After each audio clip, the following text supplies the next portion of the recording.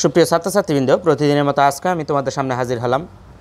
আজকেও তোমরা যারা বিবিএ বা বিবিএস থার্ড ইয়ারে আছো, কস্ট অ্যাকাউন্টিং যে সাবজেক্ট আছে তোমাদের, কস্ট অ্যাকাউন্টিংয়ের ওভারহেড অধ্যায় থেকে আরেকটা সাজেশন নিয়ে হাজির হলাম। তো আজকে সাজেশনটা সলভ করার আগে আমি তোমাদের প্রশ্নটা একটু বুঝাই দিব। প্রশ্নটা বুঝলে হয়তো বা তোমরা খুব দ্রুত এই ধরনের অঙ্কগুলো আসলে সলভ করতে পারবা। খেয়াল করো, from the following information compute the machine hour rate and cost for the month of March 2017. Cost of machine টাকা 1,50,000, estimated scrap value টাকা 6,000, effective working life 12,000 hours, hours worked in the month 120 hours, estimated repairs cost for whole life টাকা 12,000. এরপরে নিচের কিছু information আছে, দেখো। Standing charge allocated to the machine for the month আর টাকা 480, power used by the machine is 20 units per hour at a cost of 20 paisa per unit, additional charge at 5 paisa per unit is payable on the total power units consumed. If the consumption exceed basic consumption of 2000 units per month. তাহলে আমাদের প্রশ্নটা পড়ার মধ্যে আমরা প্রথমে করণীয় যেটা সেটা সবার উপরে আছে, খেয়াল করো।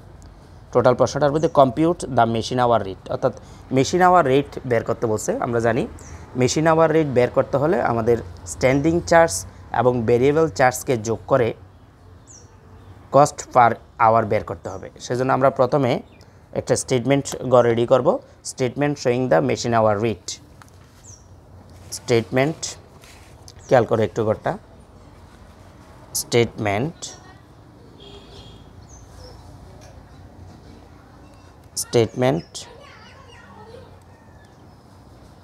showing the machine hour rate. Statement showing the machine hour rate. First আমরা যে কাজটা করব সেটা হলো আমরা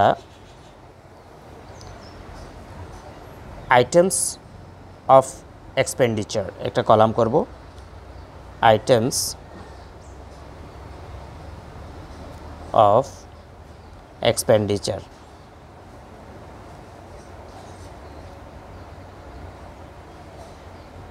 আইটেম অফ এক্সপেন্ডিচার, তারপরে আমাদের দুইটা কলাম থাকবে। প্রথম কলামটা হলো ক্যালকুলেশনের জন্য, খেয়াল করো, ক্যালকুলেশন। প্রথম কলামটা কি? ক্যালকুলেশন। তারপরের কলামটা হলো কস্ট পার আওয়ার, টাকা কীভাবে আমরা বের করব, কস্ট পার আওয়ার টাকা। ঠিক আছে, তাহলে প্রথমে আমি যে কথা বলছিলাম, মেশিন আওয়ার রেট বের করতে হলে আমাদের স্ট্যান্ডিং চার্জ এবং ভেরিয়েবল চার্জ দুটোটা বের করে আমাদের কস্ট পার আওয়ারটা বের করতে হবে।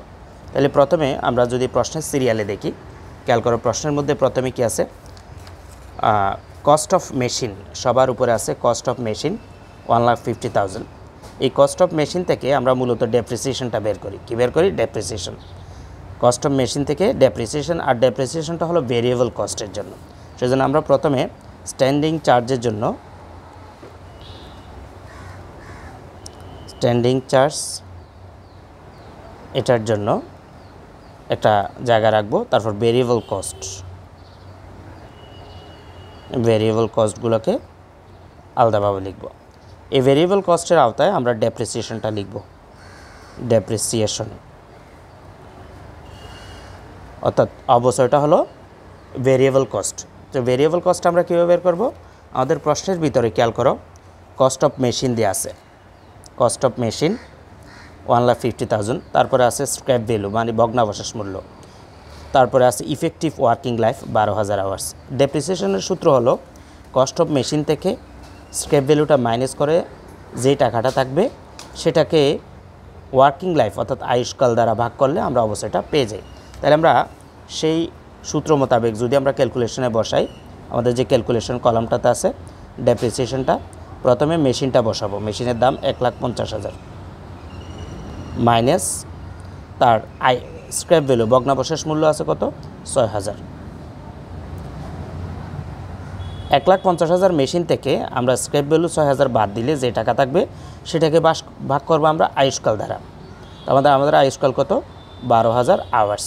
তাহলে এখন ক্যালকুলেটারে যদি আমরা কাজ করি 1,50,000 মাইনাস 6,000 ভাগ 12,000 ঘন্টা, তাহলে হয় 12। কত হয় 12 কস্ট পার আওয়ার ডেপ্রিসিয়েশনের প্রতি ঘন্টার ডেপ্রিসিয়েশন কত 12 টাকা। তারপরে আমরা যদি সিরিয়ালি দেখি প্রশ্নের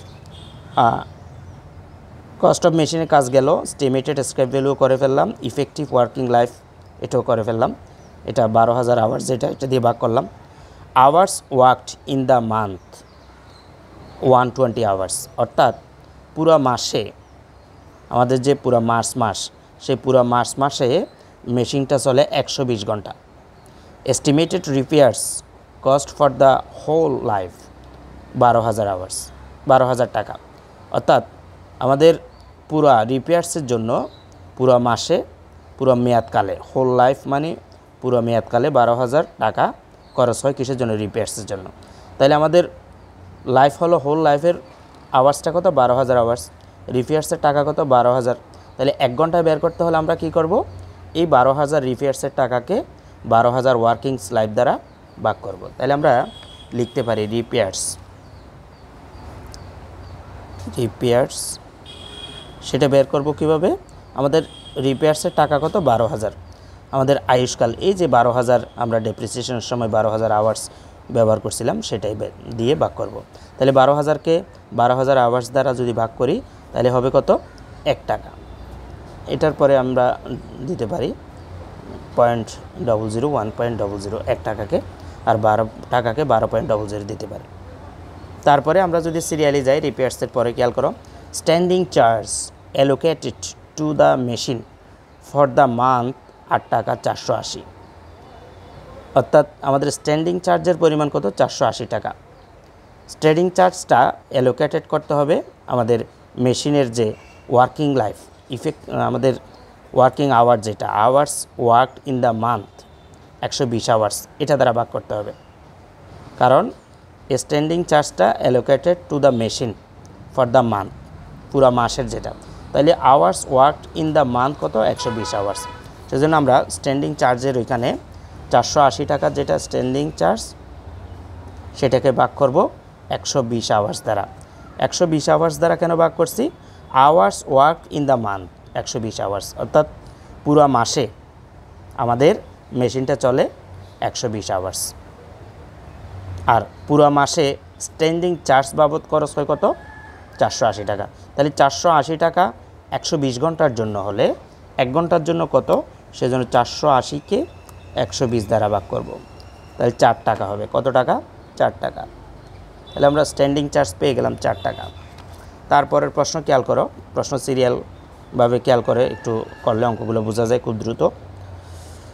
পাওয়ার used by the machine is 20 units, power ব্যবহার হয় 20 units per hour at a cost of taka 20 paisa per unit, প্রতি ইউনিটের জন্য 20 পয়সা খরচ হয়।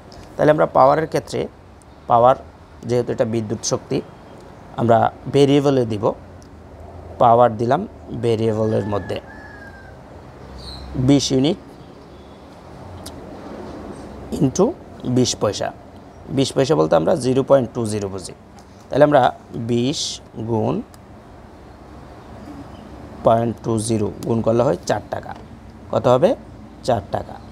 এখানে একটা জিনিস তোমাদেরকে ক্লিয়ার করে দিই, আমরা স্ট্যান্ডিং চার্জ বলতে কী বুঝি, যে সমস্ত খরচগুলো উঠানামা করে না সেগুলো বলে স্ট্যান্ডিং চার্জ, যেটার আরেক নাম হলো ফিক্সড কস্ট বা ফিক্সড চার্জ। আর ভেরিয়েবল কস্টগুলো হলো কোনগুলো, যে সমস্ত খরচগুলো উৎপাদনের সাথে সাথে উঠানামা করে সেগুলোকে বলা হয় ভেরিয়েবল কস্ট। বিদ্যুৎ খরচ, আমরা বিদ্যুৎ বেশি চালাইলে বিল বেশি আসবে, আমরা বিদ্যুৎ খরচ কম করলে বিল কম আসবে, সেজন্য এগুলো ভেরিয়েবল। রিপেয়ার্সও ঠিক একই, ডেপ্রিসিয়েশনও একই ভেরিয়েবলের আওতায়। এরপরে আমরা যদি খেয়াল করি খেয়াল করে একটু, এডিশনাল চার্জ at 5 পয়সা per unit is payable on the total power units consumed.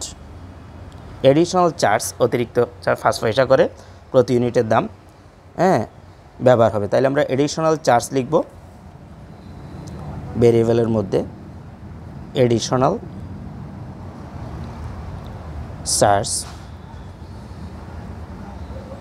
20 পয়সা 20 ইউনিট গুণ এডিশনাল চার্জ, আবার লাইনটা একটু খেয়াল করো, additional charge at 5 paisa per unit is payable on the total power units consumed. ঠিক আছে, তাহলে আমরা এই কাজটা করব কিভাবে, if the consumption exceed basic consumption of 2000 units per month. তাহলে আমরা এডিশনাল চার্জটাকে বের করতে হলে নিচে একটা নোট করতে হবে মান্থলি প্রোডাকশন বের করার জন্য। আমরা নোট 1 দিয়ে লিখলাম মান্থলি প্রোডাকশন সমান 20 ইউনিটস যেটা আমাদের পাওয়ার 20 ইউনিটস ইনটু 120 আওয়ার্স দ্বারা গুণ করতে হবে। তাহলে আমরা 20 ইউনিটকে যদি 120 দ্বারা গুণ করি 20 ইউনিটকে 120 দ্বারা গুণ করলে হবে 2400 ইউনিট। কত হবে? 2400 ইউনিট। এটা হলো মান্থলি প্রোডাকশন। তো এখানে যে কথাটা বলছে এডিশনাল চার্জের ক্ষেত্রে, additional charge at 5 paisa per unit is payable on the total power units consumed. তাহলে আমাদের টোটাল পাওয়ার ইউনিট কনজিউমড যেটা এডিশনাল চার্জ 5 পয়সা করে পার ইউনিটে ব্যবহার হবে। তাহলে আমরা কি করব, 2400 ইন্টু 0.05, 5 পয়সা মানে 0.05, 120 আওয়ার্স দ্বারা ভাগ করব। অর্থাৎ 120 আওয়ার্সের জন্য 5 পয়সা, 120 আওয়ার্সের জন্য 5 পয়সা। আর টোটাল আমাদের মান্থলি প্রোডাকশন 2400 আওয়ার্সের জন্য কত পয়সা হবে সে দ্বারা গুণ করলে আমাদের আওয়ারলি এডিশনাল চার্জটা বের হয়ে যাবে। তো ক্যালকুলেটারে যদি আমরা করি 120 গুণ 0.05 গুণ